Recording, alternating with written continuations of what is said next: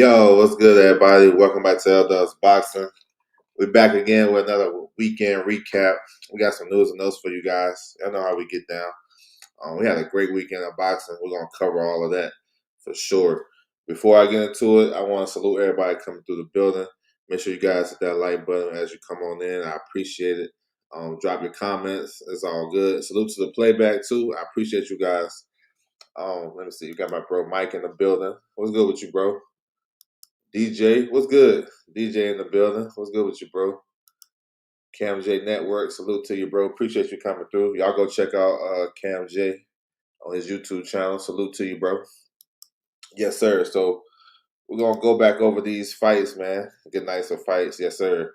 Yeah, he a champ. Yeah, salute to him. We're gonna cover all that, man. I like the performance. So he got tested last night too. All right, so we're gonna take you guys back to Thursday. This is a Golden Boy show. So we had a lot of young guys on this card. Um, Guzman, a young guy, he had a good performance. Sanchez versus Valdez, that was a solid fight right there. Sanchez got it. Caden Griffins, he's probably one of the most, spectacular looking guys for Golden Boy, up and coming fighter. He had a crazy body shot knockout. Salute to him. Grant Flores had an easy KO. We had a mild upset in the co-main event. Ferrar versus Pathan. Ferrar got a close decision victory over Pathan. That was a good fight though. But my man boxed real well. He boxed real well to get that victory. Salute to him. And that was, like I said, it was a mild upset. Main event, listen, it was a solid fight, but I thought Chavez did way enough to win this fight. I thought he won the fight pretty clear. Something like 7 rounds to 3. You know what I'm saying? He was just way more versatile in the fight. He can box. He was boxing. He was coming forward. He had good footwork. Flores was like kind of bamboozled. He didn't really know what to do. He did come on strong late in the fight, so I guess he got more of the benefit of the doubt. And he was fighting at home. And they scored this fight a draw. I don't agree with that. I thought Chavez won the fight clear. Flores is a solid fighter, but he gets stuck in the mud and get kind of, like I said, bamboozled. Like if you got a tricky style, then you gonna have success against him. So maybe they can run that back. I don't know, but Chavez is a good fighter. Like he's real good.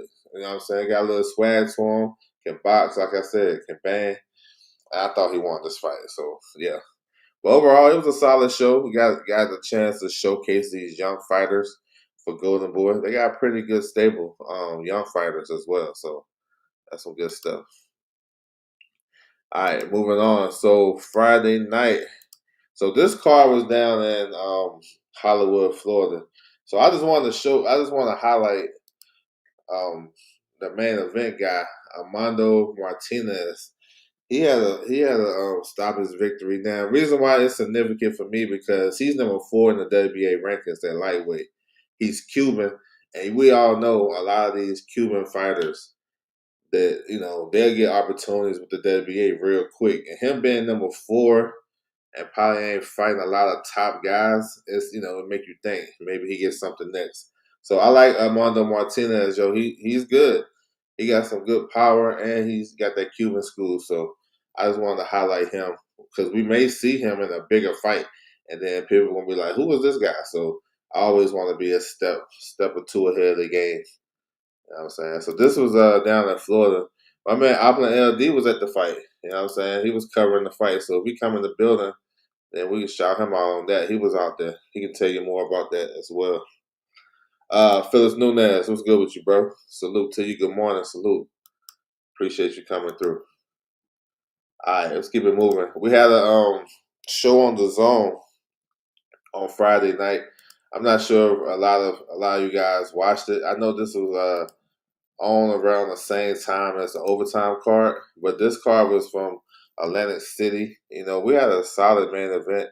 I think we had like a 46-second knockout too. Bruce Seldon Jr. had a crazy early knockout. We had an upset. Alice Martin, he defeated Diane Butt. You know what I'm saying? Good victory for him because Alice Martin, they was turning him into like a journeyman type shit after leaving Golden Boy. Ronnie Hines had so-so perform. I was expecting a little bit more from Ronnie Hines, but he beat the tough journeyman Ed Fountain. So, you know what I'm saying? And then the main event, Andy Dominguez versus Brian Rojas. Man, this is a real close fight. You know what I'm saying? Real close. I'm not mad at the decision. They scored it for Velasquez. Real tight fight. It was a split decision. Could have went either way, like real talk. So this fight was at 108 pounds. Pretty good scrap though. You know, Rojas was more of the aggressor. Dominguez had to box more, but then he started to be aggressive later on.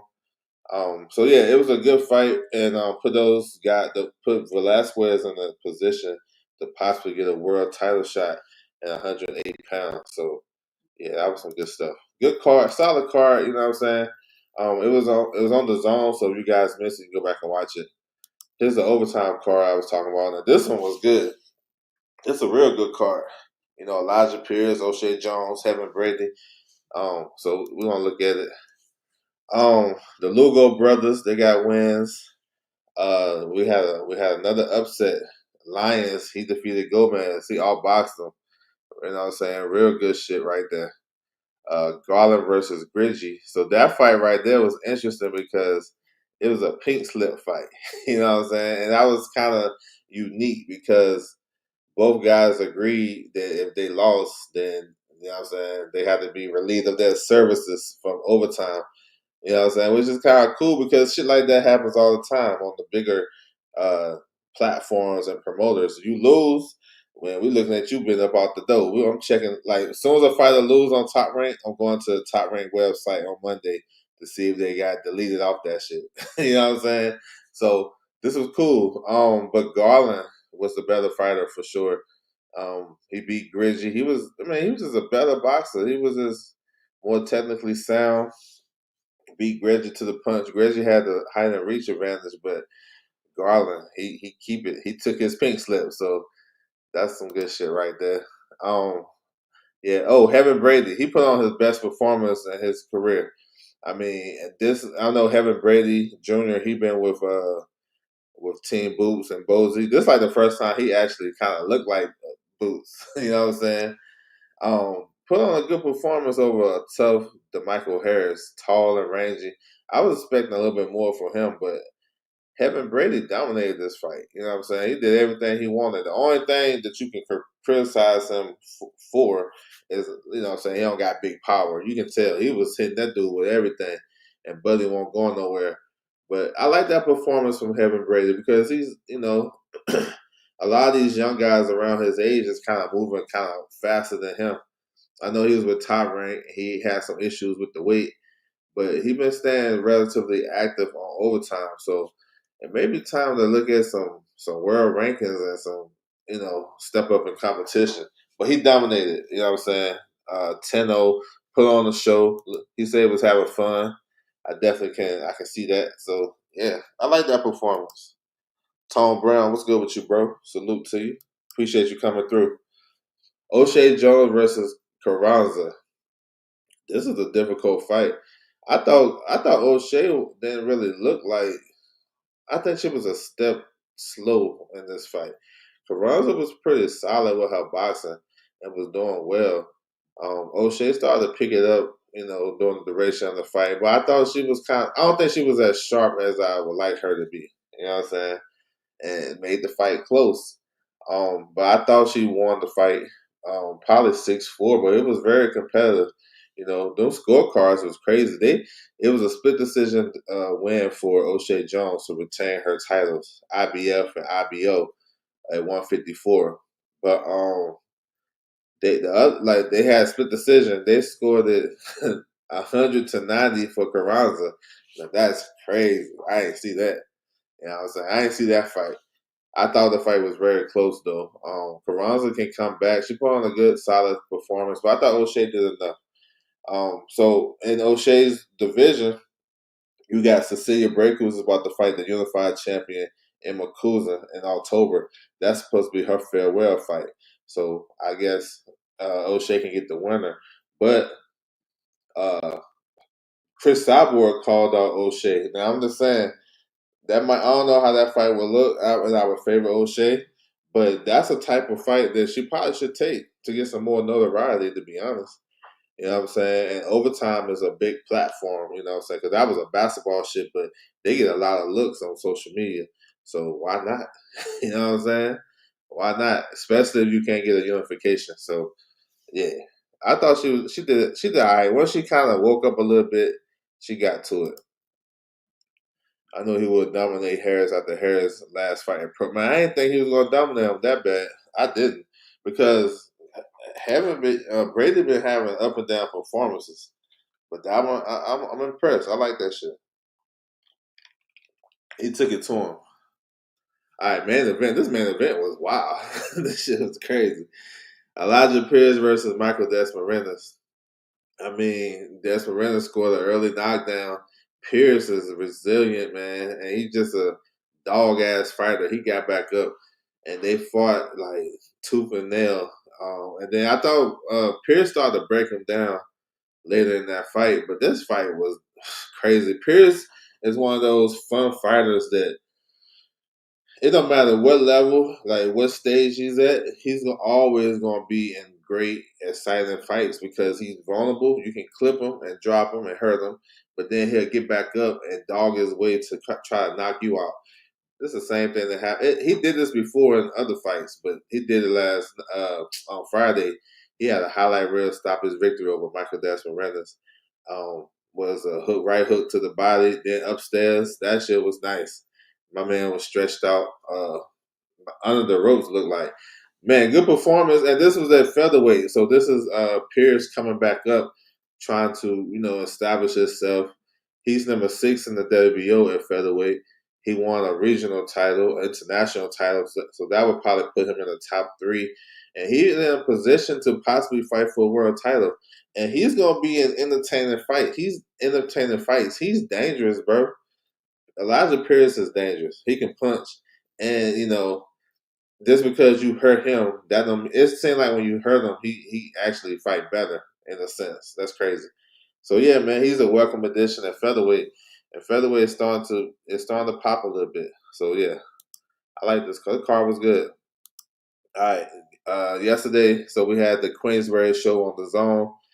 Ryan Gardner versus Reese Bellotti. So undercard really won't too crazy for me, you know what I'm saying? Ain't nobody really stand out, to be honest. I'm just gonna skip right to the main event. You guys can go back and watch it on their YouTube channel or on the Zone. But the main event was pretty solid though. Ryan Gardner, good fighter at 130 pounds. If you haven't heard of him, he's a pretty solid fighter. Crafty, got underrated power.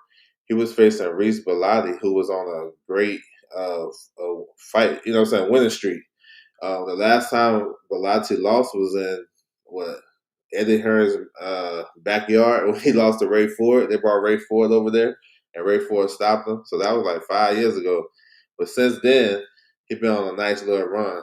Ryan Gardner, man, I like him. He's tough. You know what I'm saying? Tough. This fight was pretty competitive. I thought Ryan Gardner was getting the best of the work, for the duration of the fight. But he closed the show in the 12th round and stopped Luis Bellotti. Maybe a questionable stoppage, maybe, because I thought the fight was competitive. I want to see if Bellotti can, how he can stand up to it. But the UK stoppages. What can you do? But I thought Gardner was well on his way to win the fight, and he's in a good position because 130, it's kind of and I don't know, 130 really ain't popping like that. Got good fighters, but they doing other stuff. No unifications, popping right now. We got Oshaki Foster and full tempo to fight whenever they can get a date. Got a red take got a running back with Charlie Suarez. Sugar Nunez is looking for a title defense. Maybe Gardner is a title defense. That man, Gardner. I like Sugar Nunez in that fight, but Gardner is tough. He's a fun fighter too. I'm thinking Gardner versus Anthony Kakashi next. You know what I'm saying? I think that they were supposed to fight last year, but that shit fell apart. So maybe they run that back. So yeah, good win. This was Queensberry versus Matchroom too. Queensberry been putting that belt to Matchroom, so yeah, they did it again. All right, moving on to last night. We're gonna touch on this card. He knows how to get out the ropes, the canvas, and win. Now, for sure, bro, I'm telling you, this dude, yeah, Elijah Pierce is dangerous, bro. He has no quit in him, and he's trying to come back and get you. All right, so this was Carissa Shields versus Laney Daniels. We seen this last night. We're gonna run up the card. So Caroline Vary, she won against. That was an ugly ass fight. Uh, Bordos. Man, that girl was dirty as hell. I don't know what she tried to do. She squashed her or some shit. You know what I'm saying? Like she had offensive lineman in that fight. But Vary was more. She was a better boxer. She don't got no power though, but she was tagging old girl, and she got the decision victory, pretty clear. So she's the WBC mandatory for Tierra Brown. I don't think Tierra Brown will have any trouble with Vary. I'm just saying, but she is a mandatory, and she'll probably get her opportunity. No, not yet, but I'm gonna get there though. Yes, sir. We're gonna touch on that for sure. I like the performance though, just to start you all with something good. I'm cool with the performance with Xander. Sammy Worthington, she defeated Petu. This is another tough fight. The girl with Southpaw was doing better as the fight goes on. I don't like Worthington's style, her style. Um, she get hit a lot, and her defense ain't all that. She's strong, but you can time her. And when she fight better competition, she's gonna have issues. But she did eke out a decision. The fight started to get tighter, down the stretch, and she won the WBA interim title at 140 pounds. So she's a mandatory for Katie Taylor. I don't think Katie will ever fight her because I think Katie is probably out the door. But if she did, bro, that'd be some. I don't know. That'd be some crazy shit because her defense ain't like that.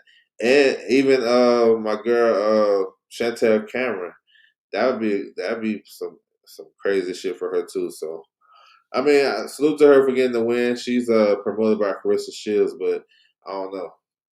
I don't know if she can beat the top girls. That's what I'm saying. Price Taylor and Robert Sims. I mean, this fight right here, bro, was on some bullshit. Like Price Taylor is like he's supposed to be one of the up and coming heavyweight, uh, young heavyweight American fighters that we supposed to get behind. I didn't like the performance, bro. I felt like it was more so he was playing around and shit too much. I know Robert Sims never been stopped. He never been stopped, and he's crafty. So I ain't expect him to go blow him out. But I would much rather see a workman like performance instead of a clown performance. I'm just saying that shit was on some. He could have got that dude up out of there, or at least what I'm saying, he was playing around too much. And I don't think he had to do that in that spot. So he got the victory, but he kind of lost. He kind of his stock fell a little bit, especially based on his interviews and his recent performances. This wasn't it for me, but maybe he can bounce back. Tony Harrison versus Edward Diaz. Um, I know Tony. I ain't mad at the performance of Tony. It showed me what I need to know. He answered some questions, and I already kind of figured that Tony is definitely on the tail end of his career. This Diaz guy was swinging for the fences. He was trying. Tony was doing his thing in spots, but you can tell that he ain't. He get hit one good time, it's a wrap, and that shit happened in the ninth round. I don't know what it is with Tony in these ninth rounds, bro, but that shit got to be some type of crazy bad omen for him because he got stopped 3 times in the ninth round. And then in this fight, he got dropped in the ninth round, which is crazy to me. I don't know what's going on. I don't know if that's some psycho shit, sports psychologist shit he got to talk about, but I don't know. But he got the decision victory. Got dropped in the ninth. Like I wasn't. This is probably what I was expecting from Tony. I ain't gonna lie. Moving up to middleweight, this proves to me that when he step up in competition, or he fight one of these younger guys at 160, like if it was a fight Ammo, like that's when I'm watching him fight, I'm like, shit, how would he do against Ammo? You know what I'm saying? How would he do against Troy Isley? Those type of guys. I mean, Tony got the skills, but his chin and we know his durability late in fights is always a question. So we'll see. We'll see. But he had that shit popping up in there. I ain't gonna lie. It was loud up in there. Salute to them, Detroit coming out for this event. Main event. I mean, it's easy money. Laney Daniels. She, her first couple of rounds, bro, there was some bullshit to me because I felt like she was moving too much. You know what I'm saying? I get the movement the first round. You know what I'm saying? Maybe part of the second, but she could have did a little bit more off that movement and exchange a little bit. What Carissa was doing, Carissa shit, counter punching, letting the combinations go. I mean, she didn't cut the ring off. She took a little while to start cutting the ring off, and I expect her to probably do a little bit more. But what she did was so great. She went to the body, and when she started going to the body, she slowed down Daniels, and then she started to, do Carissa shit, and it was easy money. Laney Daniels is a good boxer, good movement. She was in some shape to do all that movement, but I felt like that was it. Down the stretch, she started to sit and fight a little bit, and she was catching Carissa with some good shots, but it was a little bit too late. Carissa got tired down the stretch. So those two things, cutting out the ring and getting tired. But other than that, it was a easy money performance. You know what I'm saying? And like I was saying, I didn't think Carissa was gonna stop this opponent because she's so crafty and she's short. She got good head movement, but I didn't think she was gonna stop her. But I did think she was gonna look like this, and that's what it did. So, yeah, what's next for Carissa? She announced that she's a free agent. Um, I think she's still gonna work with that same team. You know what I'm saying? I don't think she's gonna go sign with nobody else. I think she's gonna work with that team because she's been with them her whole career. That's what I'm thinking. Maybe it'll be a little bit more. She's the lead promoter and she just business partners with Salida, and she's gonna keep her team intact with Mark Taffet and all that. So that's what I see. Next, I mean, like I said, and I've been saying this for anybody that will listen. I don't think she need to move down. I think she already did that, and it didn't work out for her. A lot of the big name fighters didn't want to fight her. Natasha Jonas, Terry Harper. When she moved to 54, those ladies came. They came to the division after she left. Cecilia Breakus didn't want to fight her. That was a fight supposed to be like a legacy fight. So my thing is, why move back down as you got older? She's older now. When she was at 54, she was like what 26. Now she's 30. So what's the purpose of going back down? And they say, oh, she need competition. The only challenge she would have is the weight. That's the only thing because the same thing she did to what she did last night, she would do the same thing to those girls at 54. It might be worse, you know what I'm saying, because she have a big size advantage. Um, I know they talked about Michaela Mayer. I don't even know if that shit's worth it to go down there to fight her at 54. I mean, I guess that's what people want to see. But me, I don't think she need to go down. I disagree with that notion that she need to go down and fight these girls because it's going to look the same. You know what I'm saying? You want somebody to deplete themselves to go fight at 20 pounds. Look, she weighed in at 174. You want her to lose 20 pounds so we can say she need a challenge. Nah, she already did that before. And when the girls was like the girls that was there or that she was trying to fight down there, they didn't want no smoke, and or it didn't come to pass. So nah, I say stay at where she at. She got like 7 to 8 fights at that weight class that she can have.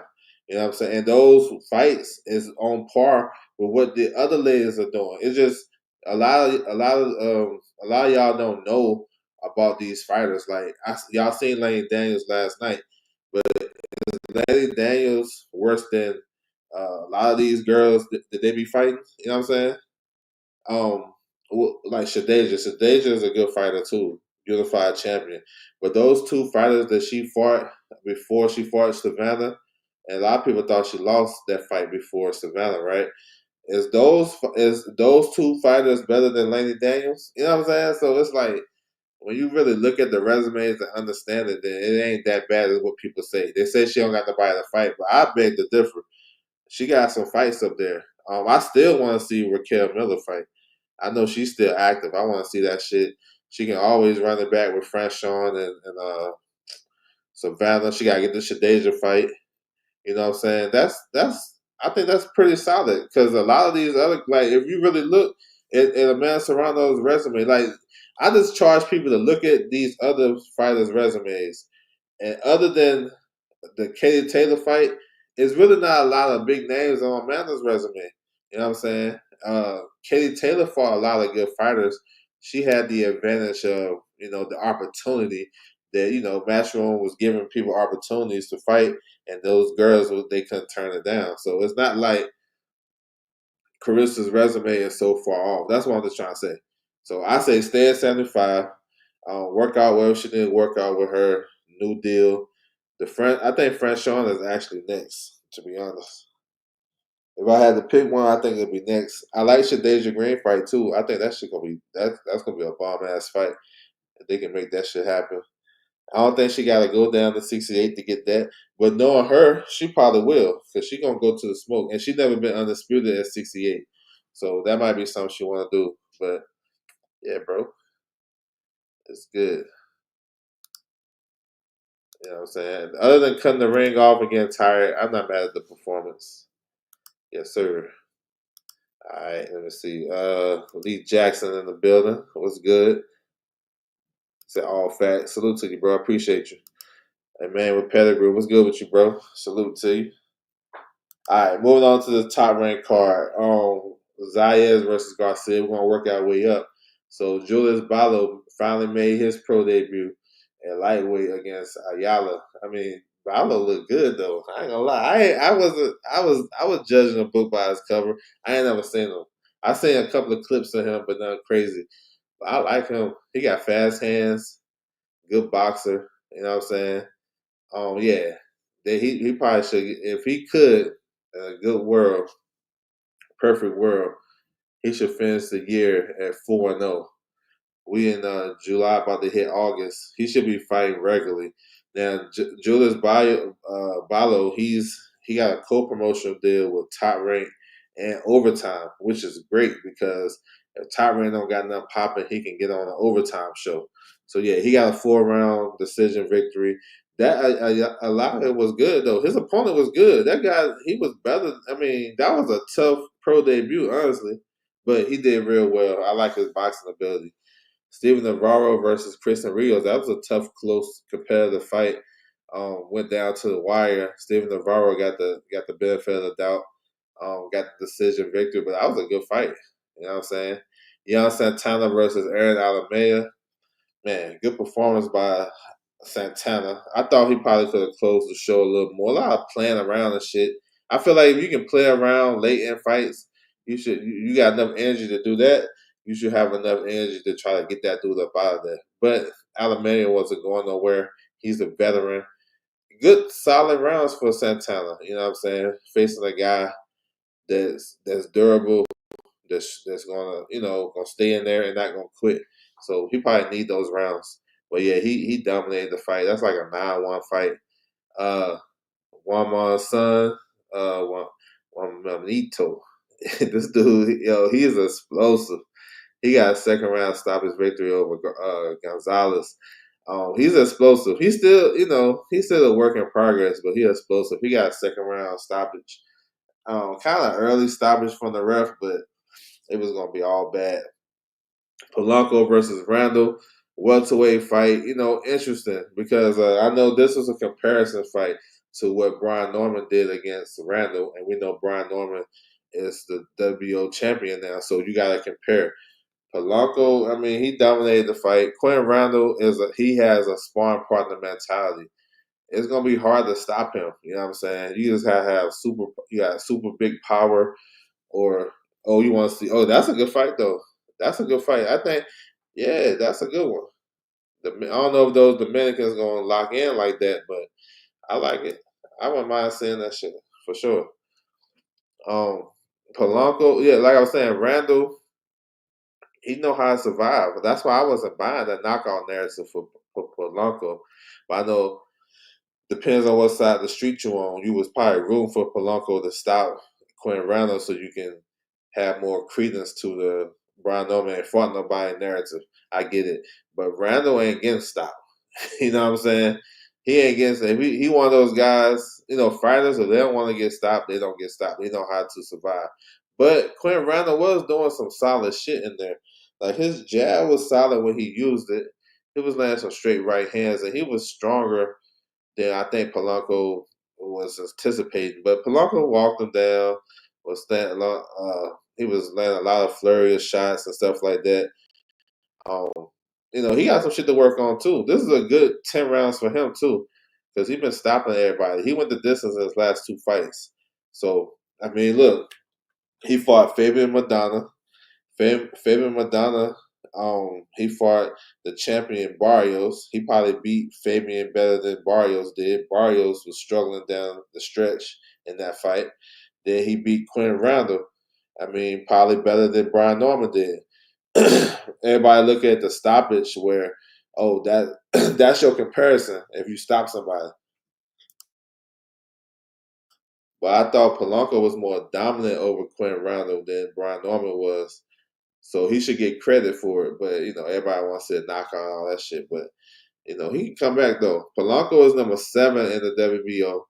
They put Quinn Randall in number 12 last minute.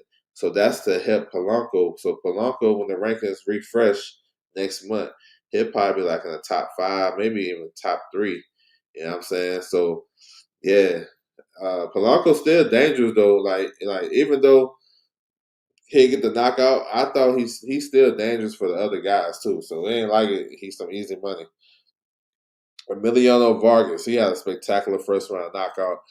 Kind of stole the show. Well, he stole the show last night at 140 pounds. This level of competition, he should be way past that from now. I like him. He's gonna be a star, bro. They can build around him for sure. Bring him back to Vegas once they get their new deal, top rank. Um, Bring him to Vegas. He can headline some shows. I like to see Vargas step up for sure. And the first name came to my mind was Antonio Moran. Yo, that's the fight right there where if you can beat Antonio Moran, that will let everybody at top rank know that you're ready for maybe a title eliminator or something like that. Because Antonio Moran is tough. He fought everybody. He's durable in certain cases for the most part. He's been stopped before, you know what I'm saying? But he gave Andy Cruz his toughest fight. He fought Devin Haney back in the day. He's been around. And he coming off an upset victory over Marquand Williams. Real good fight on Pro Box. So I like that fight for Vargas. I mean, Vargas didn't step up though against a guy that we know because these fighters, he passed that. You know what I'm saying? Shushu versus Haida. Haida was better than I thought. From a little bit I seen on him on tape, he looked real slow, but he actually got some thump and he got a good long jab. But Shushu was in control. It was more of a control fight. Any names? No, I don't know. To be honest, all I know they trying to do multiple networks, and I wouldn't be surprised if they do some more fights with ESPN, but nothing too crazy. But I don't know. Netflix maybe. I keep hearing Paramount. I don't know, but I'm guessing they'll probably announce their shit probably in the next probably like a next month or two, September or something like that. Yeah, but they definitely gonna come back strong though because they got too deep of a stable and they got a crew. Their whole staff been around for a long time, so yeah, it should be announced probably September. You know what I'm saying? They get their fall schedule popping, so I'm ready for it. But I thought Shushu's performance. He said, "What? They ain't really mentioned no networks." You know what I'm saying? I've been hearing Paramount from behind the scenes. You know what I'm saying? But I don't know. That's Showtime. That was the Showtime network. I don't know, to be honest. I'm just waiting like everybody else. Um, and they've been real quiet on that shit too. So ain't shit leaking. So that's why so I just hang tight and listen and see what they're gonna do. But Shushu's performance, man, I ain't really mad at it. It looked like he was want to go to 12 rounds. He could have picked it up a little bit. He had all the advantages. That Hyder kid was kind of looked like he was kind of dangerous, like he had some thump. So I don't mind him taking his time and navigating through the rounds, but he was in control. Good, fast counter punching. He probably could have utilized his jab a little more, but hey, getting that first 12 rounder out the way is always a milestone for these young up and coming fighters. And he did that last night, and he won the WBC interim title at featherweight. So he's in position to become a champion. Depending on what Ray Vargas and Castro do, that was one of the fights that supposed to have been on the Tank Davis undercard, and they was basically going to either put Fulton in recess or strip him all together because Fulton about to fight O'Shaquie Foster. So he's still in a waiting period to see who he gonna fight or will he get elevated. If he get elevated, he'll probably unify right away. You know what I'm saying? He got two guys over there, Espinoza, who he called out last night. If they're gonna make that fight, I'm with it. And then Andrew Leo over there. That'd be two good unifications for him. So we'll see how that shit plays out. Zayas versus Garcia. I mean, look, I know this is gonna be a tough fight for Xander because Garcia is so awkward, and he's aggressive and got a good work rate. But Xander, he had to get through that awkward shit, and once he started to get through it, his footwork was probably the key to the fight.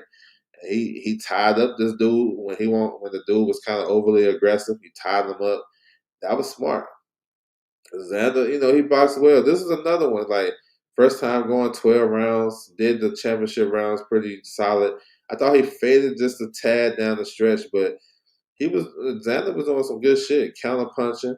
You know what I'm saying? I thought he hurt him like in the seventh, I believe, with some counter shots. But yeah, this was a good performance by Xander. Like, you fight these tough guy that got like 37 fights, and he just beat Charles Conwell. This is a good win for Xander, and he wins the vacant WBO title. So I'm not mad at the performance. People might, look at it and find the little holes and shit. He was getting touched up a little bit. It was his toughest fight, so I expected that. But he's the youngest world champion right now, male boxer. So yeah, I like Xander. Xander got opportunity to become a big star, especially in Puerto Rico. So um, what's next? I don't know. Like he called out Fundora. That's what you're supposed to do. I think that would be a big fight down the line. I don't know if that's next. Xander probably would go to Puerto Rico, in my opinion, and fight one of these one of these guys in the top 15. You know what I'm saying? Probably get a couple of fights before his mandatory, because they're probably, they love him down there, but he gonna have to fight a mandatory pretty soon. Look at the WBO rankings. Josh Kelly is number 3. So maybe Josh Kelly is in position to be a mandatory. Boots is number 4. We have to see, those guys is right there. You know what I'm saying? Boots is in position where he's the cash cow in this division right now. The dynamics have changed since he moved up. And I got a live about Boots coming up. We're gonna touch on all that shit, but just to be quick with it, I think Xander probably go back just to have like a homecoming fight in Puerto Rico, and then maybe he can move into the bigger names. But Josh Kelly, now he turned down the Bachman fight. He had that supposed to have been on that supposed to have been in September. He turned it down. I wonder if he turned it down because now he wants the rankings refresh. He'll be the number 1 contender. You know what I'm saying? Maybe it was like, shit, let me go down this. That's smart business. Y'all was getting on Tim Zoo for his team pushing to big fights and fighting, going to the smoke. So maybe y'all give Josh Kelly some credit for doing the same. We're doing the opposite. he went from that Bachman fight to possibly in position to get Xander. So we'll see. We'll see. So yeah, good performance though. I'm not mad at it. The young guy grew up. You know what I'm saying? I think Polanco's a tough fight for all of them guys. I think so too. Yeah, I think so too. So yeah, man, good weekend of boxing for sure. Now we're gonna go into our news and notes segment of the show. Salute to everybody coming through the building. If you got any questions, any comments, please put it in the chat. It's nothing off topic. You know what I'm saying? Whatever comes to you guys' mind, maybe it's some trigger and you want to ask it, feel free to put that shit in the chat. Yo, let's go. All right, we're gonna start with Zerto. So Zerto, last early this week, he announced that he had shoulder surgery, his right shoulder. So he's gonna be out to 4 to 6 months to rehab that. So he probably won't be back until the first quarter of next year. So it is what it is. I'm not calling for him to get stripped. I don't think that he should be called to be stripped because 4 to 6 months is like a regular time out the ring for a regular fighter that's not injured. You know what I'm saying? So it kind of dampers the unification talk with Java Taya. You know what I'm saying? I know nobody want to have shoulder surgery or be injured. So I see people when people. It's funny because when these fighters get surgery, legit injury, they say he ducking. I don't believe that in Zerto, but he want to be 100% going to that fight with Java Taya. I don't give a fuck what you say. So, we'll see, man. Hopefully everything is good with him. I think when he comes back, it'll probably be good to have like just a regular old defense before you get to that unification, because just to test it out. I think that's normal and that's a good practice to do. But yeah. So here's a statement that he came out with for you guys, and y'all can tap in with it real quick. So yeah, man, that's kind of a bummer because we wanted to see it, but you gotta get yourself together. You know what I'm saying? And he probably been fighting with a bad shoulder for a long time. So that's why when people say, "Oh shit, he didn't look all that good against Dorticos," oh man, he look. I don't know. These fighters be going through shit. They can't just disclose it because then the other guy know what to look for. So I mean, these fighters go to these training camps, be taking a lot out of these fighters. So maybe that was the case here. I'm the LD. What's good with you, bro? Salute to you. I was telling them earlier you went to that show on Friday. I told them they got any questions about that show, feel free to ask you when you come in, if you came in. So salute to you, bro. Any word on the September 13th undercard? Yeah, yo, we got that shit later. I'm gonna talk about that shit. You talking about Crocker versus Donovan rematch? Yeah. We got Pat Brown on there. Molly, what's her name? Meatball Molly on there. We got Ishmael Davis versus Kevin Ajaku. Yeah, I got you covered, bro. You stay tight. I got you. We're gonna talk about that for sure. Yep, September 13th in Ireland. We got you. All right, so Josh Taylor, former undisputed champion, 140 pounds, he announced his retirement earlier this week. You know what I'm saying? He was citing an eye injury. So, Josh Taylor in his day, you know what I'm saying? He had a nice little undisputed run. World Boxing Super Series, beat Baranachek, uh, beat Ron Martin, beat Regis Prograis. That was a real close competitive fight. Beat Jose Ramirez for undisputed.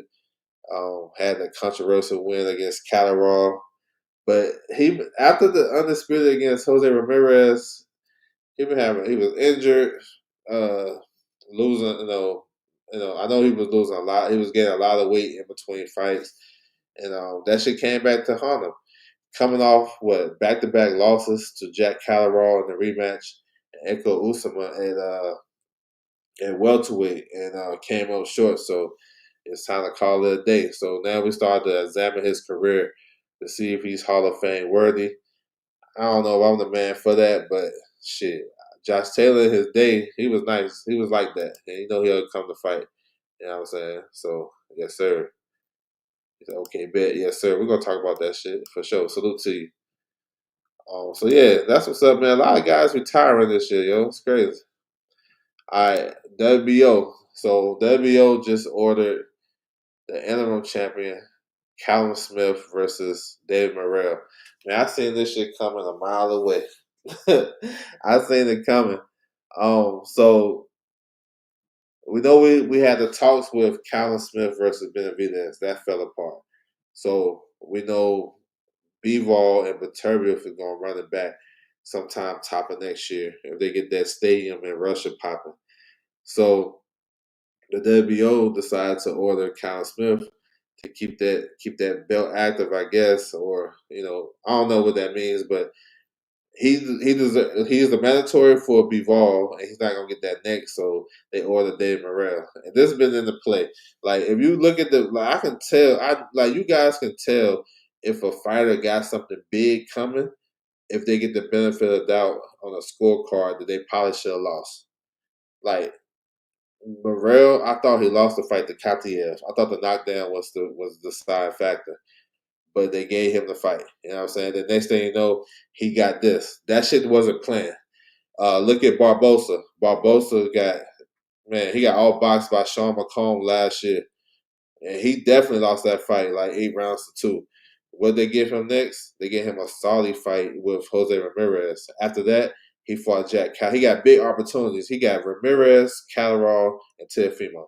All for getting beat up, not beat up, but all boxed 8-2 against Sean McComb, and they gave him the decision. So they already got plans for him. Same thing with Morel. Even though he came back down the stretch, I thought Katia won that fight. So on to this one.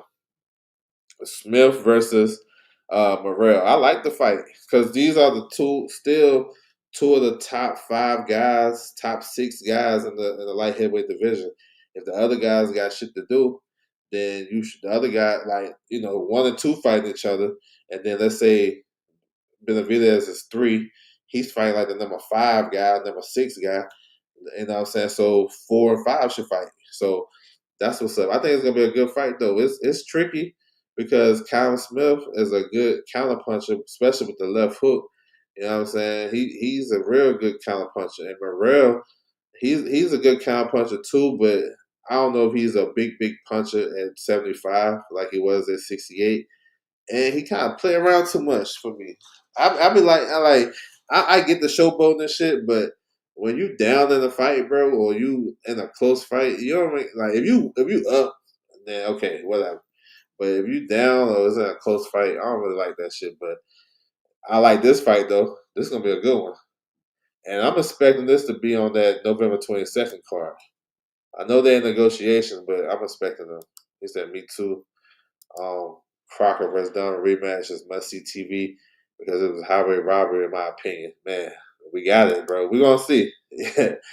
Teaching the building, what's good with you? There's a lot of drama in that fight too, bro. A lot of they said Patty Donovan was being dirty and shit. All right, so the IBF officially ordered this fight. We covered this last week. Bakum versus Aliev versus Erickson Lubin. Those guys got 30 days to negotiate.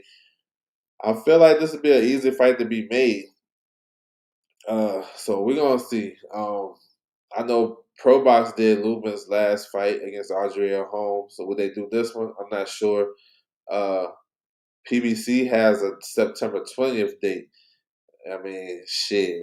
I know Bachram said he'll come back in September. He'll be ready. So, hey, let's get it. I think it's a good fight. I think Lubin has a chance to win. I know right now the boxing world is high on Bachram because of what he did to Tim Tszyu. I think Bachram is a hell of a fighter. He came out of nowhere and surprised a lot of fans because y'all won't tap in with him. Because before the fight, nobody was calling him a boogeyman and all this shit before what he did to Tim Tszyu. They was expecting Tim Tszyu to pick up another title. But now it's like Bachman is like he can't do no wrong. I think his spots in this fight in the matchup that Lubin can do some good stuff. You know what I'm saying? But we have to see. So yeah, IBF just ordered Bachman versus Lubin. I expect this fight to get made for sure. I expect to get unless one of these guys are injured. All right, this one right here. This is a WBA card. We're gonna touch on it. Morel gotta be more serious about closing the show. All that dancing. Nah, I don't like that. That I'm with you on that. He said, "Yeah, I'm with you on that shit." I ain't with that either, cause he's too talented of a fighter. But this card right here, though, this is supposed to happen in what is it, Turkey? I forgot where this just happened, but it's August the 9th. So Cuello versus Rios. This is for the WBA interim title at featherweight. Cuello is Nick Ball's mandatory. He had that comfort behind victory against what's that kid's name? I forgot his name. But it was on the Benavidez Morel card on the prelims. And that's one of the Samson fighters. We also have a good light heavyweight on this card. Albert Ramirez, he's a good fighter too. He's fighting for the WBA interim title. So they passing out these interim titles like crazy now. So yeah, it is it is a possibility that shit, everybody can have an interim title in a division. But yeah, I like Albert Ramirez too. I think he's a good fighter too. I think he's in that top six, top 5 or 6 light heavyweights. To be honest, he's a good fighter. So yeah, hopefully, I'm not sure we're gonna show this. I know right now we're in like a transitional shit with how we gonna get our boxing. A couple of promoters, top rank, the biggest promotion company, they looking for a network deal. Boxer looking for a network deal. So we're really down to just the zone. PBC is like every so often with Amazon, so they don't really have a cracking schedule like that. You know what I'm saying? Everything like it's on the zone for now. So hopefully this will get on there. I don't know. So yeah, but BY Jennings supposed to be on this card facing that what's his name Lopez. I don't know. I seen BY fight a couple of fights. What last year? I don't know. It was a combat fight, not too crazy. We'll move on. So MVP, they got back-to-back shows, August 22nd and 23rd. Here's the 22nd one. This is like a prospect show, but this is a solid card though, and a solid main event. A young Paul Rivera versus Daniel Bailey. Good fight, featherweight fight. I think John Paul is with Romano Serrano. He got a world ranking with the WBO, of course. He's a good fighter though, good boxer. Good boxer. You know what I'm saying? Good movement. I like him. He's solid. Here's the rest of the card. So a lot of MVP been doing their thing though. I ain't gonna lie. Marksman versus Martinez is a good fight. I like Corey Marksman. Elvis Gomez is back. You remember he supposed to be a real hot prospect until he ran into Marquise Taylor. He still don't got 10 fights. That's crazy. He 8-1, and he been around forever. Jones versus Rios. Oshaba versus Parker. So she signed with MVP. She from Nigeria, so she making her MVP debut against a tough Melissa Parker. So that's on Friday. It's in Orlando. I like this. I mean, that'd be crazy to go to back nights. Here's the Saturday card. Yankee Rivera versus Angelino Cordova. This is a WBA interim title fight at 112 pounds. So we got interims all over the place. But this is going to be a good ass fight. These guys' style match up real well. Rivera, Puerto Rican, flashy, got good power. Cordova is I think he's from Venezuela. Tough, rugged fighter, undefeated. You know what I'm saying? Can box a little bit, can bang with you. This is going to be a good one. Here's the undercard. They just announced the rest of the undercard. Pretty good undercard. Jermaine Ortiz versus Steve Claggett. You know what I'm saying? 140. Both guys fought Teofimo, came up short. That should be a good fight. Yoenis Tellus defending his WBA interim title against Abbas Baru, who's the #1 contender. So Yoenis Tellus will likely get elevated to full champion if he wins this fight against the #1 contender. Basically, his mandatory. He'll be elevated to full WBA champion when Crawford finally vacates, and he's going to vacate. He's going to vacate. So I know a lot of people were saying Boots is going to go straight and fight for the vacant title. Don't let them lie to you. The title won't be vacant. If he fight for the title, he'll have to fight the champion, which would more likely be Yoenis Tellus. And he's a good young fighter too. So yeah. That's a good fight. If you haven't seen Abbas Baru, go check him out. He kind of fights similar to Charles Conwell. Go check him out. Stephanie Hahn versus Paulina Angel. Um, Stephanie Hahn is the WBA champion at 135. She just signed with MVP. Good fighter, El Paso. I know her sister Jennifer is a former world champion, so she's making her MVP debut. If she wins, she got unification on deck against Beatrice Fiera. That's going to be a good one, too. Then you have another world title fight, Jasmine Ortega versus Lynn Sandstrom. Good fight, you know what I'm saying, on paper. Probably these ladies going to match up real well. It's for the WBA title at 115 pounds, so should be a lot of action in that one. So those back-to-back cards, man, for MVP Friday, you know what I'm saying? Got the prospects. Saturday, you got a bunch of interim titles and world titles on the show. So yeah, that should be fun. You know, it's at the same venue, Carisha Royale in Orlando, and they've been doing a lot of MVP shows out there. That's what Bachman beat Tim Zoo at. So yeah, that should be good. Yes, sir. Thomas Hill, what's good with you, bro? He said now she's a good. She's a female Nigerian Tommy Hearns. Tommy Hearns, let's go.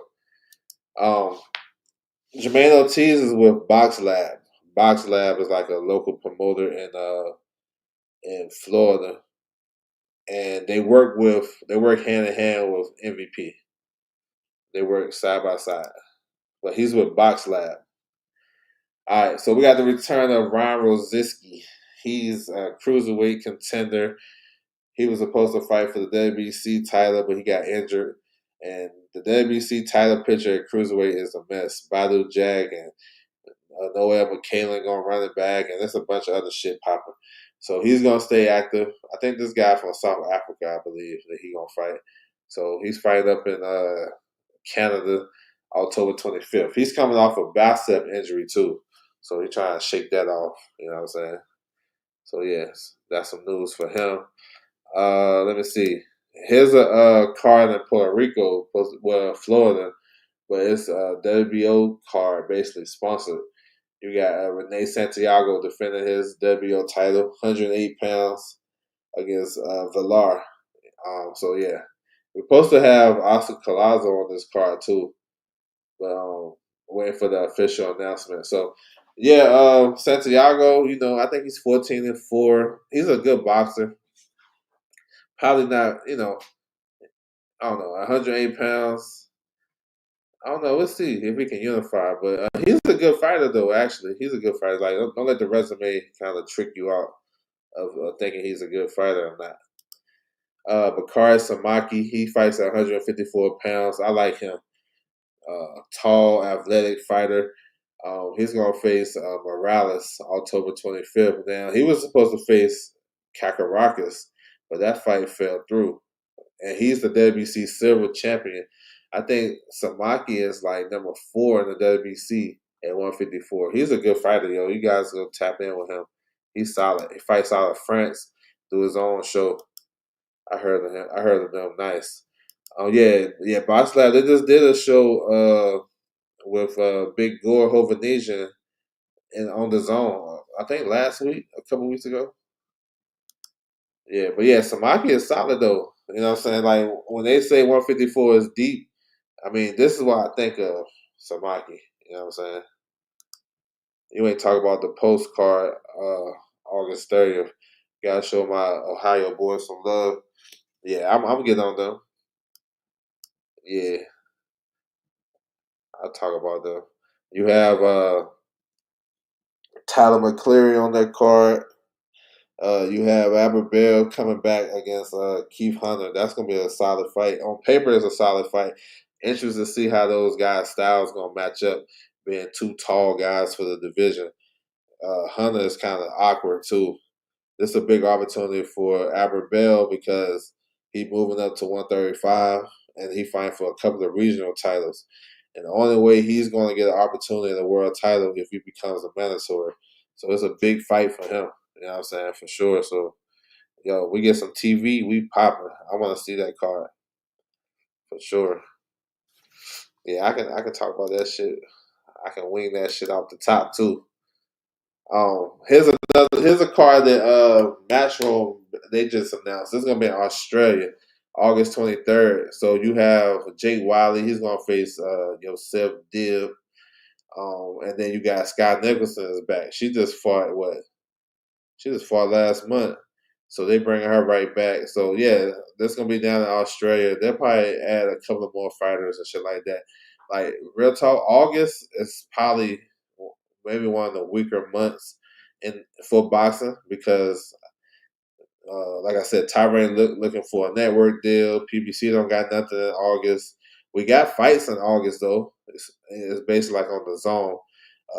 And then next week we got Sims versus Duarte, but it's not like a lot of big shows from these promoters. Like Matchroom don't really got nothing big in August, so I don't know. So yeah, y'all tap in with this. Nicholson is moving down to 122. This is her second fight there after losing her title to Tierra Brown. So yeah, here's some more shit. So here's that September 13th card my guy asked me about earlier in the chat.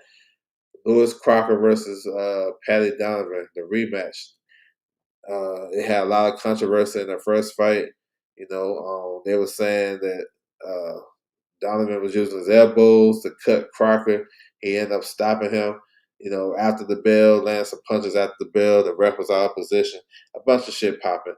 But now they had ordered this fight for the final eliminator, but since Boots vacated his IBF title to go to 54, now this is gonna be for the vacant title. So this is a good one.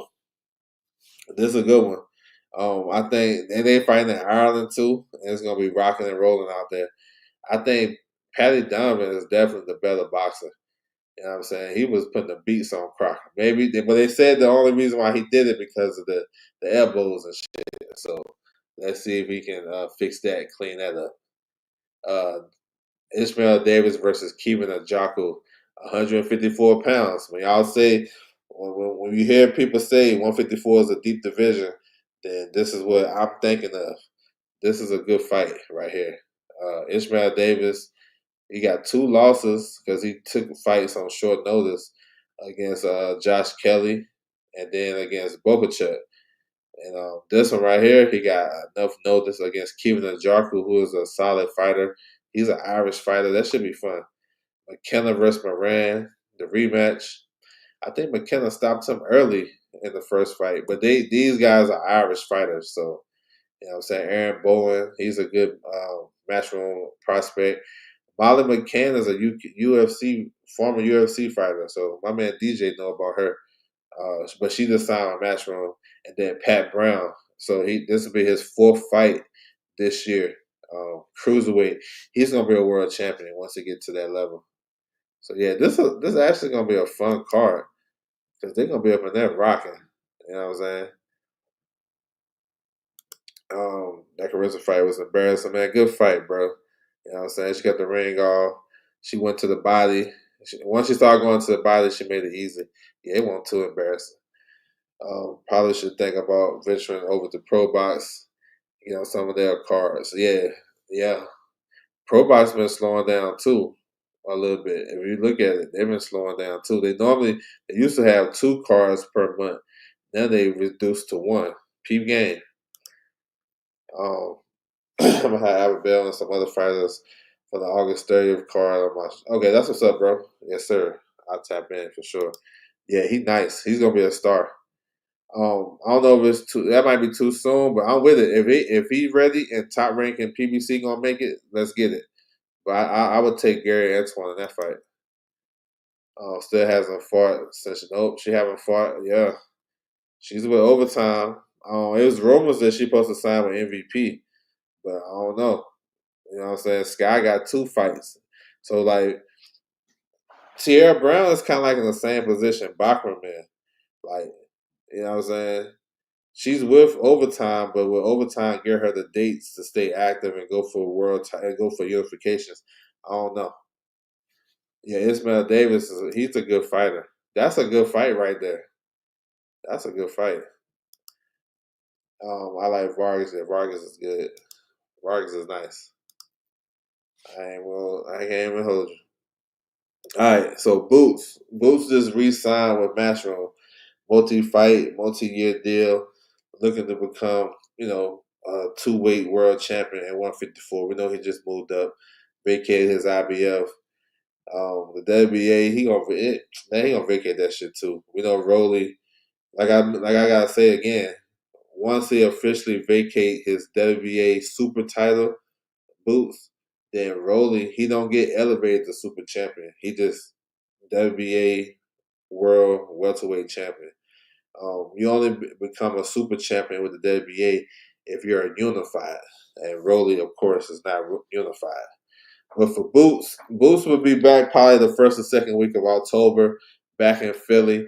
looking for an opponent. They're trying to find the biggest name available. The landscape at 154 right now, he probably gonna get like a crazy, crazy name. You know what I'm saying? And I know people is caught up on this tune up. You know, they say tune up because we listen to what other people say. But I think I would call it a welcome to 154 fight. A tune up to me is like those dudes be having in Mexico. What Resendez had in Mexico before he fought Caleb Plant. That's a tune up fight. You know what I'm saying? Yeah, I think Deontay Wilder's fight was a tune-up fight. Tony Harrison fight was a tune-up fight. At 154, if he had a tune-up fight, if Boots had a tune-up fight like that, he look honestly, if you really look at it, he can't have a tune-up fight because they investing some bread in him. Now his first fight might be an easier fight, and I like to say, welcome to 154. Um, but it's slim pickings for the top names. 'Cause I know they sent Boca Chuck a contract, but he got some shit going on. He's gonna fight on Canelo and Crawford card.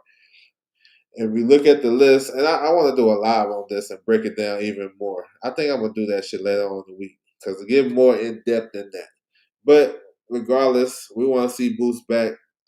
I say have one welcome to 54 fight and then go after the bigger names. And this is what I see.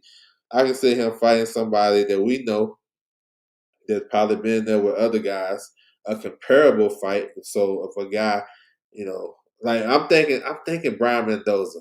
Brian Mendoza is perfect. I don't call Brian Mendoza a tuna fight. That is that's a barometer fight. That's a guy that's probably like a gatekeeper right now, but he's a high level gatekeeper, and he been there with everybody. Jesus Ramos, Bogachuck. He stopped Fundora. That fight is looking like crazy. Hindsight 2020 and because Fondora's on a nice little run, he fought Tim Zoo. You know what I'm saying? Went down there for him. He beat Jason Rosario. So those five solid names that fought in and around that division, and you know he had some up and down success. That's a great barometer fight for Boots' first fight in 154. I don't call it a tune-up. Maybe he will treat him like one, but I don't call it a tune-up because and he never been stopped. So if you go beat up on Brian Mendoza and you stop him, then we like, bro, Tim Zoo didn't do that. Boca Chuck didn't do that. Jesus Ramos didn't do that. And those are like three big names at 154. And he stopped Fundora. You know what I'm saying? So that's what I'm thinking. That he should do something like that. And really, not Fundora, but Mendoza got a better resume than a lot of guys. He fought better names than a lot of guys in that division. You know what I'm saying? So I'm thinking like that for his first fight at 54. You know what I'm saying? Shake the cobwebs out, come in healthy. If you've been fighting at 30% and 54 gonna make him 100, then we gotta test that theory out. You know what I'm saying? So I think Brian Mendoza will be a good one for sure. But I want to do a live to break down the whole division, show you guys the rankings, talk about different scenarios, and then what he's going to do, and we just make a guess. You know what I'm saying? So yeah, let's get it. We got a new champion in the WBO with Xander Zayas. The WBA will probably get Yoenis Tellus as a WBA champion. We got Bachram, him and Lubin gonna fight. And then Fundora just fought. And Fundora, I'm not sure who he gonna fight next. If he gonna fight one of those PBC OGs or if he gonna give Jesus Ramos an opportunity, we don't know. We'll have to see. But it's a good conversation. We're gonna tap into that. I like Zayas, but there's nothing about him that makes me feel like he's special. No, not yet. He's a low key fool for Fundora.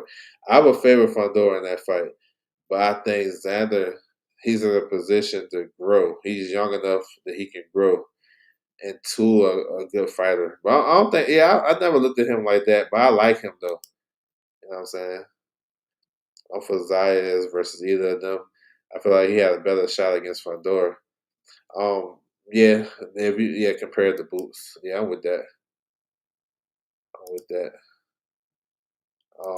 He said Boo should be on there with Bochuck. They try to make that fight. Bochuck is locked in for Canelo Crawford card.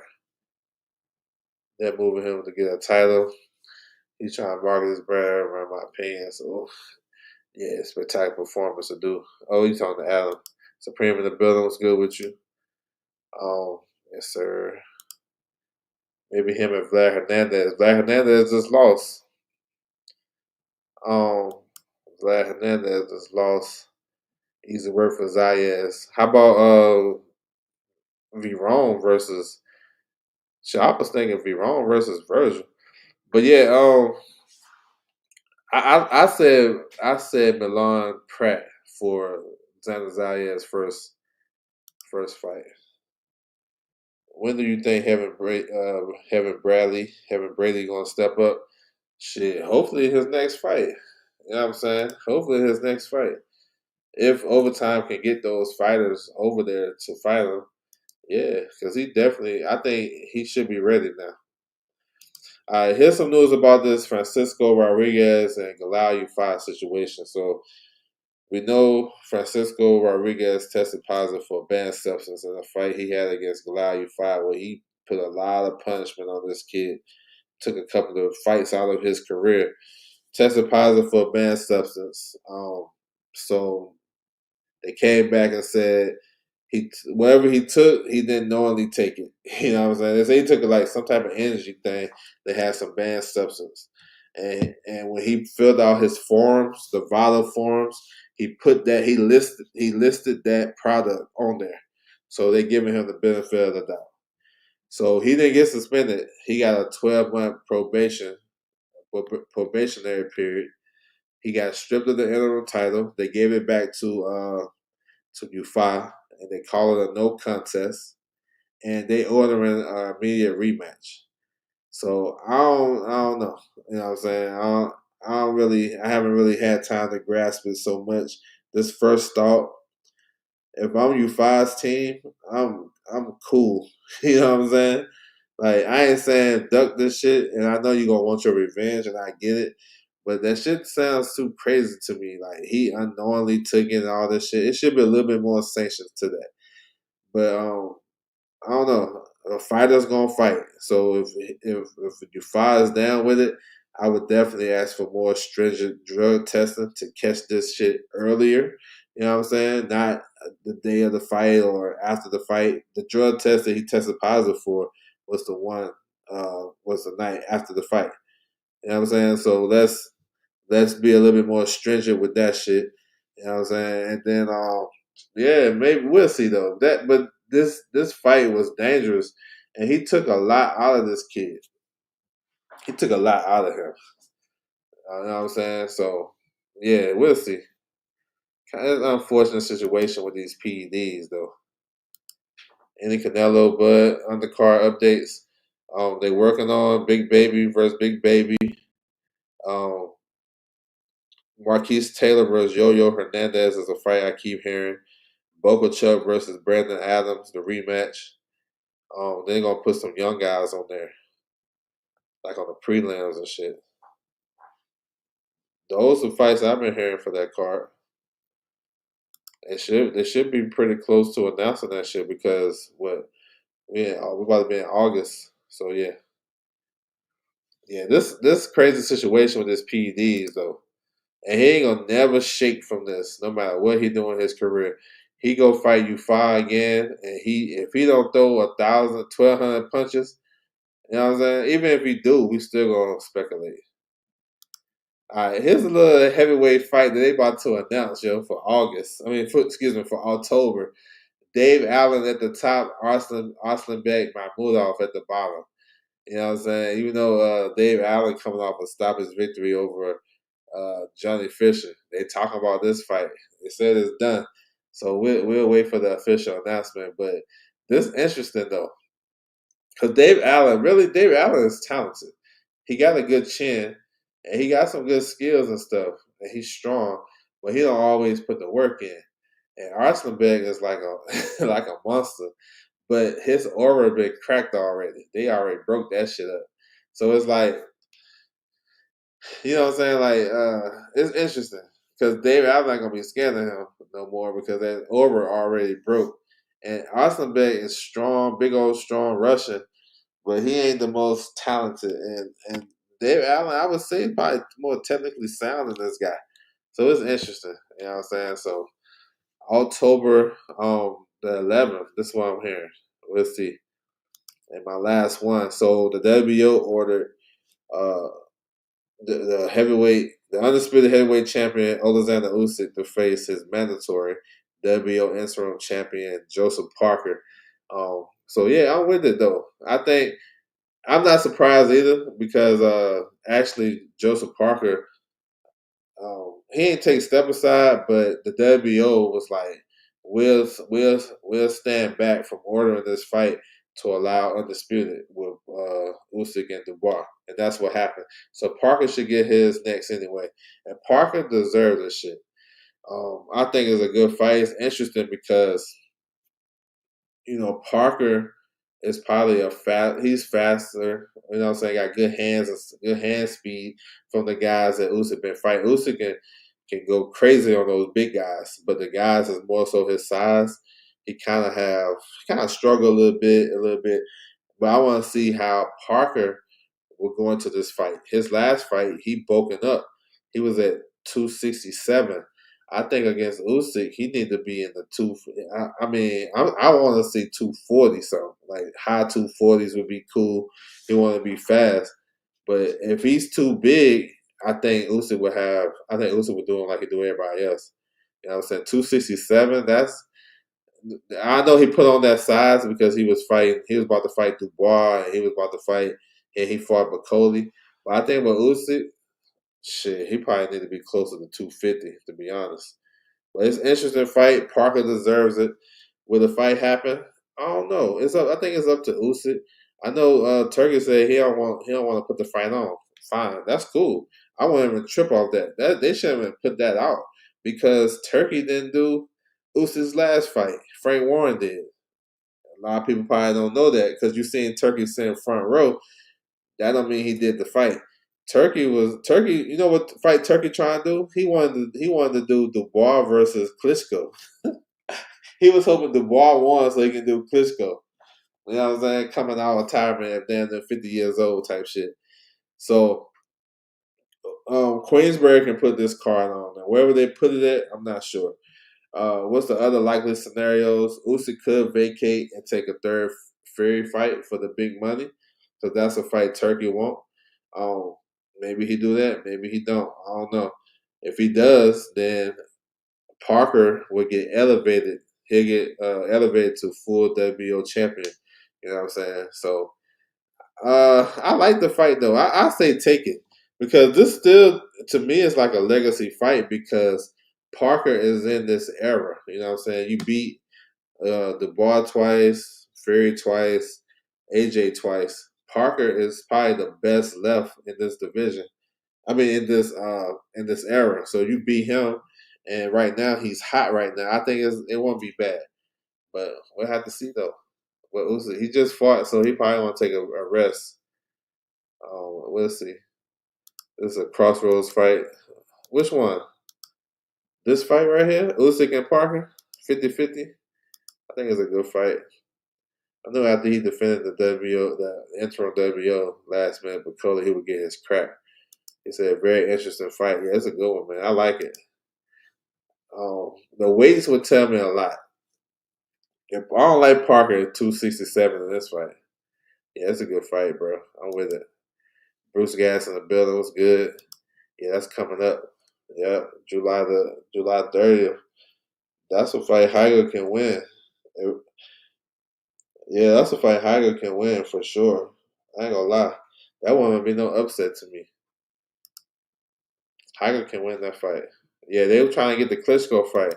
So that's why like we be blowing shit out of a portion. If Turkey don't want no fight, bro, cool. He ain't the only show in the game. It won't make more out of it than what it is.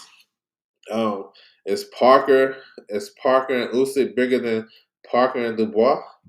You know what I'm saying? Because they look like they had a nice little crowd. at Wembley. He said Hager might stop him. I'm gonna say this: if he drop him early, I think Vargas fuck around and win because Vargas been there before. He been dropped early in two of his fights, two of his bigger fights, and he came back and stopped the guys. You know what I'm saying? Uh, no, Vladimir Klitschko, Vladimir. Now Dave Allen. Okay, yep, that is, yep. Arslan Beck, Dave Allen versus Arslan Beck. Dave Allen versus Arslan Beck, October the 11th. I give the current iteration of Parker a good shot. Me too, bro. He's going to slow down soon, almost 40. Now, I'm with that. I give him a good shot, too. I think Caviar is the only heavyweight they will have a chance against Usyk. Parker is cool, though. Caviar, because Caviar's body work will give him opportunities against Usyk. I don't know if Usyk gonna be there all night for them body shots like Zhang and all these other guys. You know, a one-legged Frank Sanchez. I'm with it though. No knock for Cabia, but Cabia is a good fight too. That's another fight that probably is in talks too because Cabia is planning a big homecoming in Germany in October, and he looking for an opponent. It was supposed to be Lawrence Okolie, but he tore his bicep. So they may. I don't know if they're gonna get Usyk over there, but Usyk may be a nice shot because Ukrainians got a good population in Germany. You remember the Klitschko's used to fight there all the time. So we'll see. But I would take a look at if Mosler Tomo wins against Dylan White, which I expect. I wouldn't be surprised if he go fight Capia. We'll see. Yeah, he rallies back. Yeah, Haga is such a technician, bro. This go man, I ain't gonna lie, I think Haga might be the favorite. Mahmudov, yeah, the Russian to fight out of Canada. Yeah, let's see. Let's see. JC, what's good with you, bro? Salute to you. Yes, sir. Appreciate you, bro. Yeah, Usyk and Parker, man, let's get it. I think that's a good one.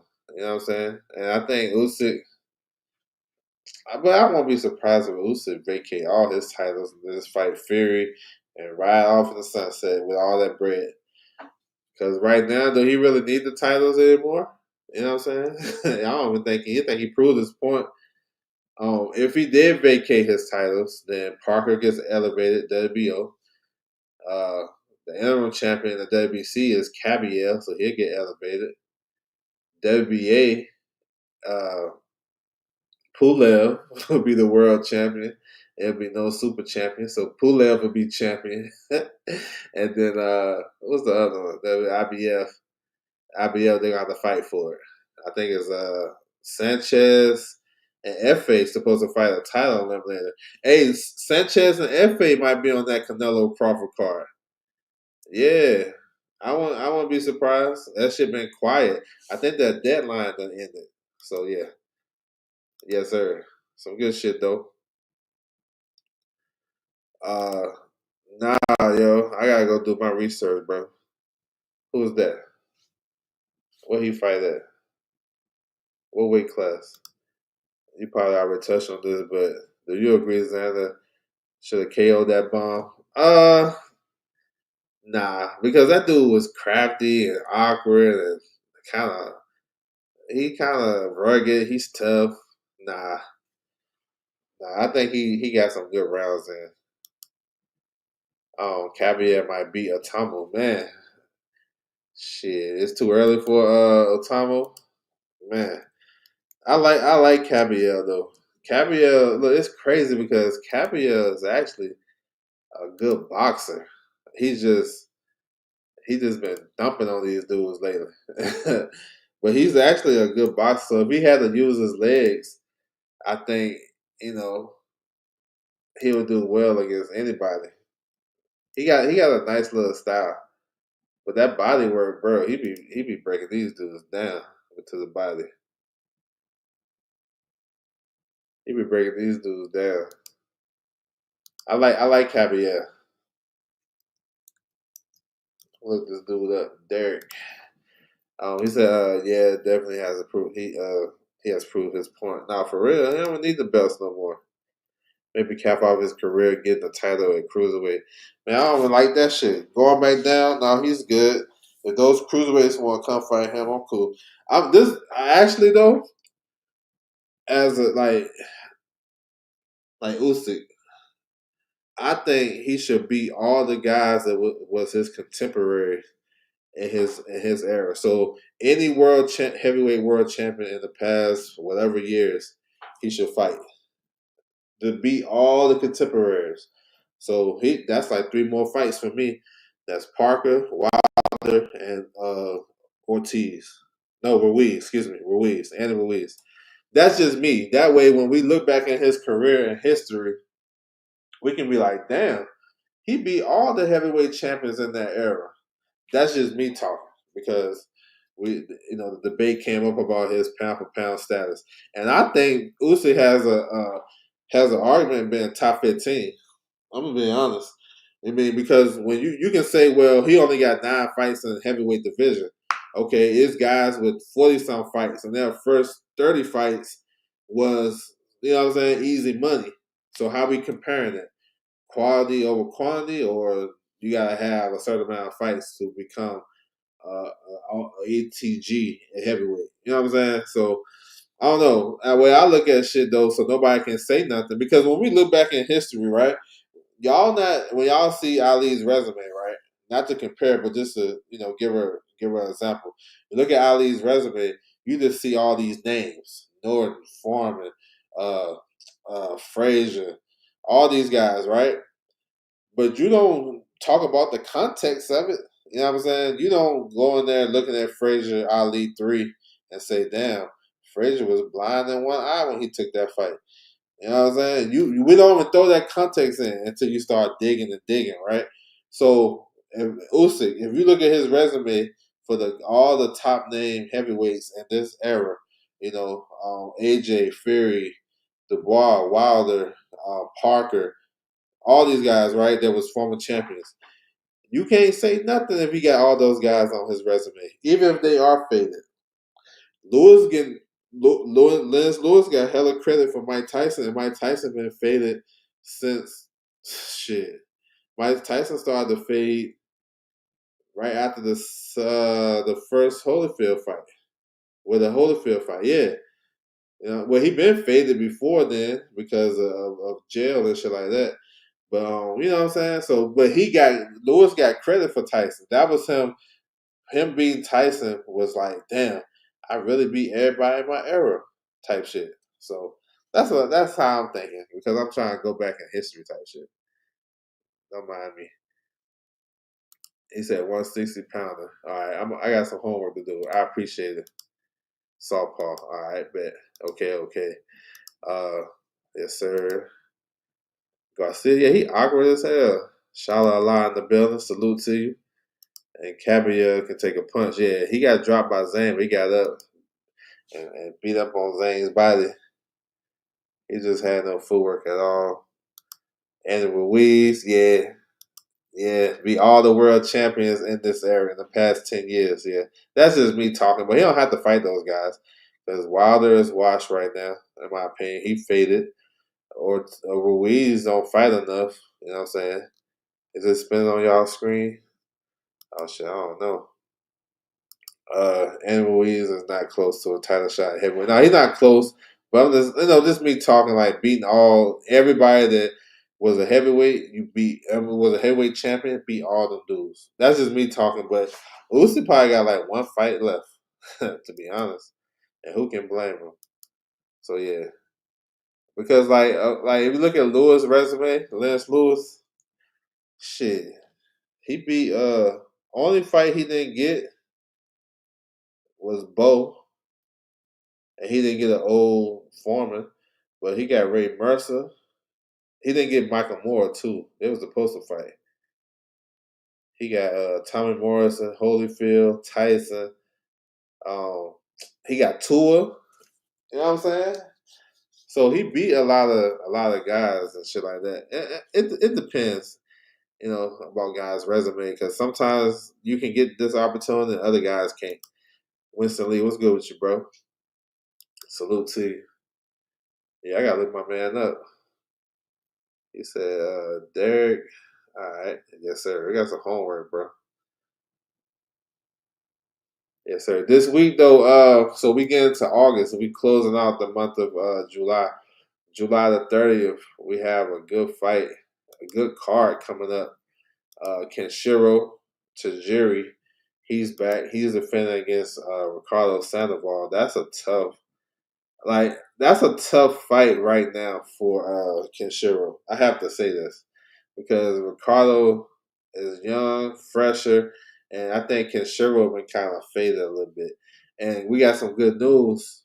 They're gonna pick up this card on the zone, which is great because top rank ESPN they closing out their deal July 31st. So they ain't no more boxing on ESPN Plus from top rank.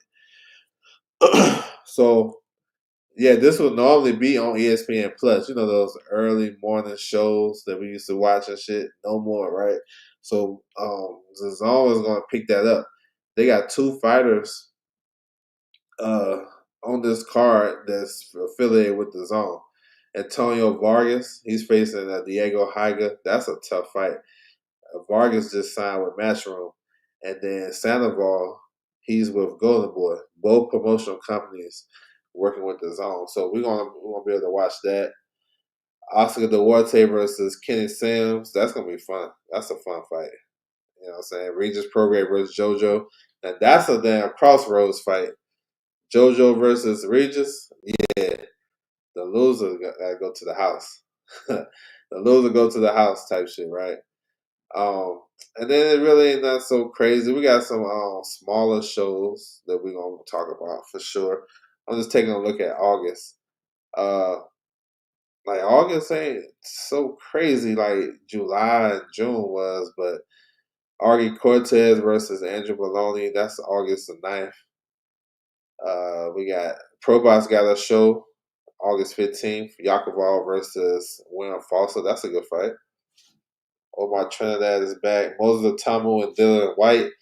Nick Ball, Sam Goodman. Yo, that's an interesting fight. Sam Goodman is undefeated.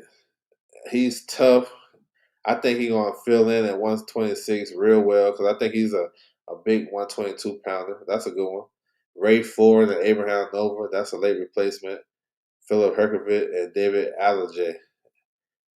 Excuse me, Adelaide. I've been messing that up. So yeah, that's what's up, man. August. That might be the biggest card in August. And then I talked about the MVP cards, the 22nd and 23rd. So yeah, it's not like a lot of big names in August, um, but we still got some fights that we definitely gonna talk about. So yes, sir. I'm gonna have a live coming up on that this week. He said, "Yeah, one less app to pay for." And I feel you. I'm already canceling my shit. I only got ESPN Plus for boxing. They got a lot of good stuff, documentaries and shit, but I don't really be paying attention. So yeah, I'm about to do that too. Where the top rank goes from here, I don't know, man. To be honest, I don't know. Netflix, Paramount, I don't know. One of these shits they talking about. I just feel like, damn. I hope when they do come back, they come out with a big schedule. Cause they got a lot of young fighters that you know they got a lot of young fighters, and I'm not sure when they're gonna start their new contract or their new their schedule. Because a lot of their young guys is fighting on the Saudi card. You know what I'm saying? Brian Norman and Abdullah Mason. So I would guess if they're gonna start, and then they're gonna be coming back during football season. I don't know. Next big card, Canelo Bud. Yeah, I think so. I think that's the next big card, September 13th. I think so. That's a huge card. That shit gonna go crazy out there in Vegas. Yeah, I think that's the next one, and then the one after that, maybe that November card. That November card is popping. Benavidez and Yard, Haney and Norman. Bam versus Martinez. That's a good one. Mason and Notes. Matisse versus Dalton Smith. Yeah, that's a big card. Anyway versus MJ September 14th. So that's gonna be a good weekend. So the weekend of September. So actually September the 12th. Um, we have. I think that's a Friday, right? Yeah, the Friday we got Chocolatito fight. I'm not sure what network, but he's fighting. The next day we got Patty Donovan and Lewis Crocker, the rematch. That's gonna be in the UK, and that's gonna be a good atmosphere. That same day, Canelo Crawford, and then the next night, the 14th, we got Anyway versus MJ. So yeah, we gotta find some network. Maybe they pick up the zone, pick up that Anyway MJ fight. But it's a lot of good shit coming though. Y'all stay tuned. For me this week though, we got so Tuesday I'll be back. We're gonna talk about the upcoming fight week. You know what I'm saying? Let you guys know what to look out for, all that good shit. And then I want to do a live about Boots. We're gonna break down what's next for Boots. Probably I don't know when I'm gonna do it. Maybe Friday. I don't know. But I want to break down the whole last. I used to do this on my channel where I kind of predict, do like a process of elimination. That's what I used to call it. Where I take a fighter and I try to figure out what's their next move based on the rankings and just where they at in their career and all that good shit. What makes logical sense, stuff like that. And I want to do something like that again. Oh yeah, that's gonna be a good one. I'm waiting for it too. I'm with you. They got higher stakes right now, and it's got a good. Here's the card right here, a good card too. I like it. That Davis and Ajaku fight, Ishmael Davis, Kevin Ajaku. That's a good fight. 154 pounds, and it's they got a bunch of Irish fighters on the card. So yeah, for the vacant IBF title, you know what I'm saying? Put those guys in position to be a champion, and let's see if they get some big fights after that. The winner fuck around had to fight Jack Calleron. Oh shit! I seen Jack Calleron coming to the new IBF rankings, so that made sense. So yeah, that's what to look out for. I think we got the WBA rankings coming out too. So you'll probably get like 3 shows from me this week. Uh, My shit be random too. I don't be having. I ain't gonna lie. A lot of times I just wake up and say, "Bro, I'm gonna go live." I don't be having no set schedule. Just whatever flows. But I'm gonna try. I know Tuesday we're gonna do the pregame show, talk about the upcoming fights. Um, and I think Thursday we'll do a live about the when the new rankings drop. We're gonna do that, and then I gotta do a show about boots, especially when the rankings comes out because I want to see the WBA rankings. I want to see, okay, what we looking at. You know what I'm saying? It might be some new shit. Every time I do the rankings show, there's always something come up that you can identify, like, okay, that's next, or he's doing that. So, yeah, it's sold out 47. Yeah, because it's wide open right now. You know what I'm saying? I know Haney and Norman, they're gonna fight it out. The winner of that probably be the number 1 guy. Barrios is just I don't know. He'll probably wait for another big fight, but he has a mandatory though.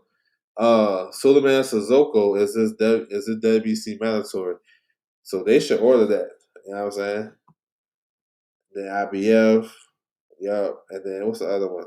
WBO, no WO, no WA. Rolly, shit, I almost forgot about Rolly. Uh, yeah, Rolly. They talking about Rolly and Ryan running back. But Rolly may get Pacquiao, or Rolly may get Barrios. We never know. Nah, he don't get elevated. He just WBA welterweight champion. He only get elevated to a super champion if he's unified. Boots was unified, so he's super champion. So he don't get elevated. They just remove Boots from super champion, and then you leave Rolly. So yeah, I know a lot of people say that he gonna get elevated. Nah, he don't get elevated to super champion unless you are unified. And there are only a couple of unified champions. So if you look like, I can show you something real quick. Because I learned this shit from following the rankings so much, so I want to share this. 'Cause I know That's like the quick thing to say because like when a guy leads a division, with oh shit, Rolly gonna get elevated, but his action not getting elevated. He's just keeping his position. So like, here's the divisions that has super champions. So heavyweight division, right? So you see Usyk. Usyk is a super champion. Oh yeah, no doubt. Usyk is a super champion, but they got a regular champion. They call it the world. The WA world champion is basically the regular. So they got Pulev. All right, that's one. Who else got a super champion? Uh, Light heavyweight. So Dimitri Bivol, super champion. Benavidez is the world champion. So it's confusing because basically Benavidez is unified, but he's not unified because Bivol is a super champion. All right, same thing with welterweight. So currently, Boots haven't officially vacated. When the new rankings up refresh, Boots will be removed, and you'll just see Rolly as the WBA WBA champion. Same thing happened to Tank when Devin Haney was the super champion. Devin Haney, so Tank didn't get elevated. He's the only champion left. He's the world champion. He's not super because he never unified. So yeah, had to throw that out there. Like here's another. Well, this is an interim champion. So in the WBA, Crawford is just the world champion. He's not the super champion. You know what I'm saying? He's not unified. So they don't give you that tag if you're not unified. Canelo is another example. So yeah, yes sir. So I had to show you that for sure. I try to burn. I try to burn out my brain. Man, that shit is confusing. I ain't gonna hold you. I asked because it shows him as champion. Yeah, yeah, that's what it is. Yep. Yeah. That's what I'm saying with the old sanction body. They gotta clean that up. Like I showed one. They got three champions listed. That's crazy. If I'm just looking at it and I'm just a regular, if I'm not really following the sport like that, I'm like, damn, bro, they got three champions in one division? Who the I don't even know. I'm confused. They gotta clean that up. They want like the interim and the regular need to fight. It should be just one champion, but the sanction fees and them being a fighter being called a champion for a boxing promotion is clutch because they get a different type of bag. They can promote that as that. The networks and the streaming services can say, "Oh, we got two world titles on the bill." You know when they do their little promo, two world title fights. You know what I'm saying? So that's what Top Rank was saying. They got two title fights last night. Shu fighting for the interim title. So it's just a promotional thing. But yeah, I want to salute everybody coming to the building. I appreciate you guys' time. Make sure you hit that like button if you haven't already. Subscribe. You can follow me on my social media scrolling across the bottom. Twitter, Instagram, you know what I'm saying? Tap into the website. We're going to update some shit on there for sure. We got the new schedule. I'm about to post a new schedule for this week so you guys can tap into. Um, yeah, raking in cash. You should break down the Ali Act revisions. I briefly went into some of that. Well, I briefly read some of that a couple of days ago. So, from my understanding, it's like it's not really touching the Ali Act that came out in 2000. It's a different type. It's named after Ali, but it's something different. Um, where they trying to make it like the UFC model, where they're gonna take down the pay scale for fighters, and they're gonna eliminate basically managers and shit. It's gonna be so. Let's say Dana White, he's gonna do the UFC shit. So where he gonna have a set payment for these fighters and stuff, and it's gonna kind of take away the fighters' power to legal shit. But they're supposed to have some medical and health insurance and all that. So it's kind of different from the Ali. It's not like I don't know if it's from what I understood. it's not like a revise of the Ali Act. It's just another option. So like they trying to make it law where if you don't want to do the Ali Act, then you can come over here and do. They call it something else, the Ali Reform or the Ali. I forgot. My bad. I was just briefly looking at it, but what I did catch is some little difference. They taking the power. Basically, this new thing they trying to do. They taking the power from the sanctioned bodies because the I League Act gave the sanctioned bodies power, but they've been misusing that power by ranking fighters that don't deserve it or having a relationship with the manager and promoter. So they kind of misuse that power. So this new thing they're trying to do is taking the power from the sanctioned bodies, and they're gonna have their own entity like that. But they're gonna have some other perks with it. The I League Act is probably better for the fighters because they're supposed to know the revenue from every show that they're supposed to fight on. They're supposed to get that up front. But this new thing is basically taking the power away from the fighters and the power away from the sanctioned bodies. And a lot of the fighters that's going to be with this new TKO shit, they're going to be like fighters, like B-side people, B-side fighters. And it's gonna kind of take away the small shows. Like we got like house shows, like the local shows. Like you may have like where I'm at, they got local shows in Southern California like every week, where they have like 4, 5, 6 rounders and shit like that. And the small promoter really ain't making no money. They basically want to eliminate that shit because they're gonna take all their fighters and put them in a league. That's what I read from that.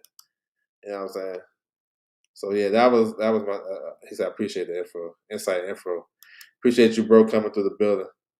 So yeah, that's what I read from that. You know, so I ain't talked about it earlier though, but what I read from that, that's what I got.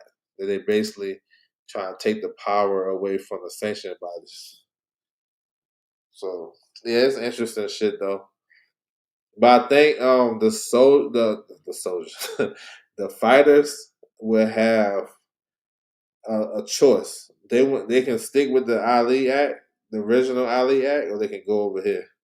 So that way, the Dana White is doing this TKO. He won't. He don't fall under the Ali Act.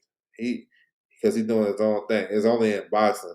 So he's trying to have since he's getting in boxing, he's just trying to get it so he can have all the control basically. Yeah. Right. Oh, TKO league. Yeah. Yep. TKO league. Yep. So you think Carissa the GOAT with 3K? Yeah, for sure. She's the best fighter. Well, she's a GOAT because she coined that phrase. Whether you want to believe that she's the greatest women fighter of all time, that's up to you. That's your debate. But nobody ever used that term GOAT until she started saying it. So that shit copyrighted. I think for people to keep saying GOAT, you giving her more recognition because there's other terms you can use to identify a great fighter, like TBE. Instead of saying the goat for Floyd Mayweather, he came out with TBE. So maybe they should come out with something different to describe Katie Taylor or Amanda Serrano or whoever you think is the GOAT. Um, far as her being the best fighter, female fighter right now, I definitely think so. And this is why I say because any of her so called tough fights, she dominated. She didn't struggle with those fights. She didn't struggle with Savannah, Christina Hammer. A lot of these fights that she don't struggle. It's easy money.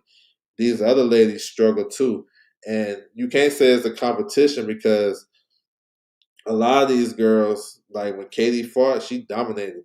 She got Persoon and she got Serrano on her resume, probably the two toughest fights. Chantel Cameron. She got the opportunity.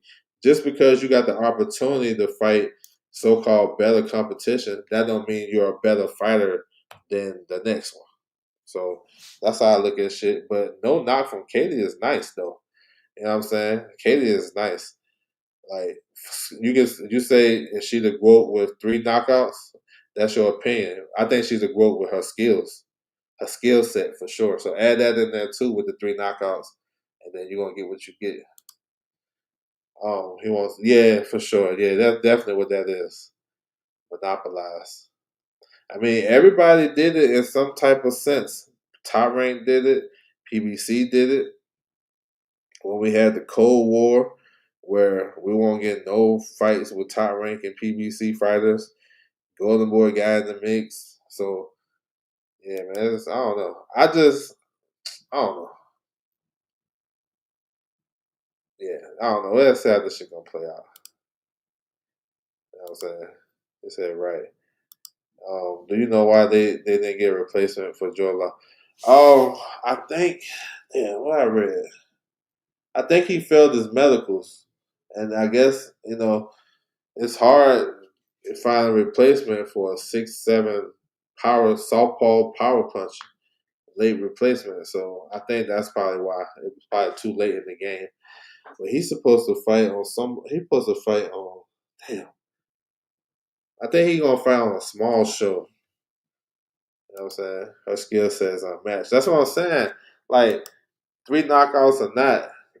That right there, what you it's like when I watch Carissa fight and I watch all the other ladies fight, it's different. It's like a whole different level.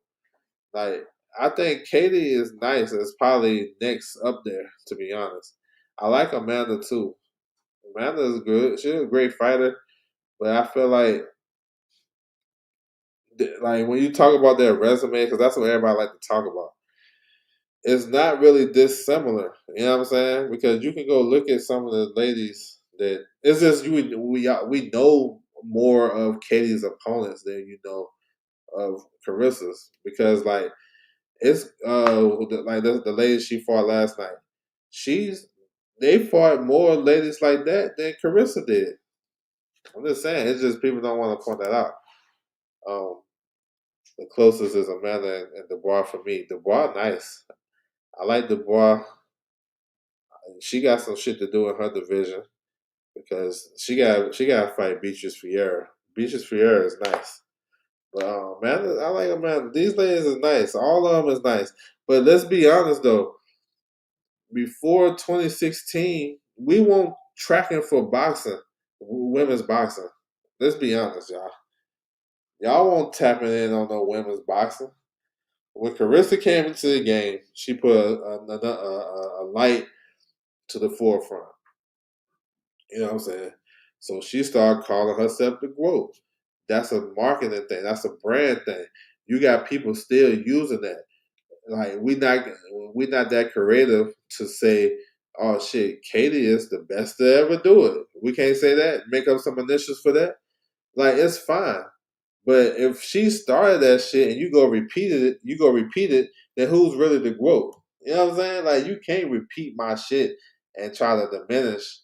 But I started this because she said no lies told. That's what I'm saying. Like nobody was really checking for women's boxing like that. When Carissa came into the game, yeah, for real. The whole look when Carissa came into the game, Amanda would probably had 30 some fights already. She was fighting often, not getting paid, not doing nothing, whatever. Nobody was putting like a spotlight on her, and she's been a great fighter. We ain't started noticing these fighters and paying attention until Carissa over here. And Katie definitely did her part, going crazy, signing with Matchroom. She had the platform, but really, nobody been tapped in with it. It's channels on here that refuse to do women's boxing, but then once they see it's popping, oh, now they talking like they've been talking about women's boxing forever. I really did. I really didn't care to watch and keep up with women's boxing. That's what I'm saying, bro. I'm like that too. I knew Layla Ali, Christy Martin, Lucia Riker, and Holly Holm. I'm not even gonna lie. Like I didn't even know who Amanda Serrano was, bro, until I seen her on one of these PBC undercards. I'm like, who the fuck is that? She nice as hell. And then Katie Taylor, I got hip to her. Shit, she fought on what? I forgot she fought on one of the Matchroom shows. But Carissa really sparked the interest for me. So I'm like, oh shit, she can fight. So that right there deserves the woke term because none of these other ladies really put women's boxing on their back. Now, I'm not saying they didn't do their part, But really, let's be honest. If Carissa was to retire right now, like honestly, that shit won't be as popping. You know what I'm saying? Because now she could be going viral from non-boxing shit. Amanda Serrano was at the Zana Zayas fight. Then nobody like we seen the video and shit, man. Won't nobody really, bat no eye to that. Katie Taylor, she fight, you don't hear from her until she got another fight. Alicia Baumgartner got a good marketing thing, whatever, but her marketing ain't really matching up to her latest performances, and she got that cloud over her head with the PEDs. Michaela Mayers, they top rank looking for a deal, but she's marketable. A lot of these ladies don't come to the fore. They like you. If okay, if Carissa was gone, then I bet you y'all would lose a lot of interest in women's boxing for sure. So we appreciate that shit while she here. Won't be unless you're hardcore. Jay Park and Floated with MVP now. Yeah, yeah, because he's basically now look what you was talking about the Ali thing.